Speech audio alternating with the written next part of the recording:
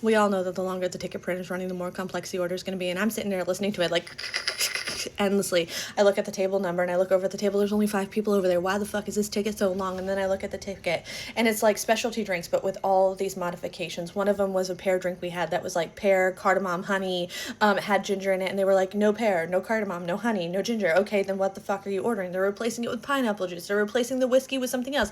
At this point, you're not even ordering the drink that's on the specialty menu. You're creating your own. A margarita comes through, same kind of story to that one. Anyways, I send out the drinks. The server comes back. They're like, hey, they didn't like them. They said they don't know why it's on a specialty menu because it doesn't taste good.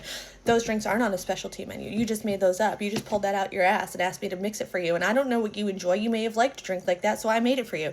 Anyway, she's like, yeah, they just want a vodka club now with a couple of lime wedges. I'm like, okay. So I send out the stuff. They come back. Server comes back and she's like, hey, they're asking what kind of alcohol you used in that because they said it's definitely not vodka and that it tastes like tequila. And I was like, it is. And I'm like, pause.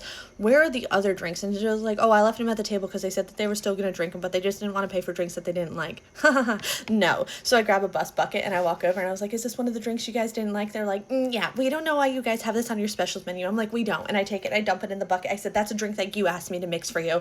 I said, same for this one, dump it in. I go, where are the vodka clubs that don't taste like vodka? And the girls are like reaching for their glasses. I was like, thank you. Take it, dump it in.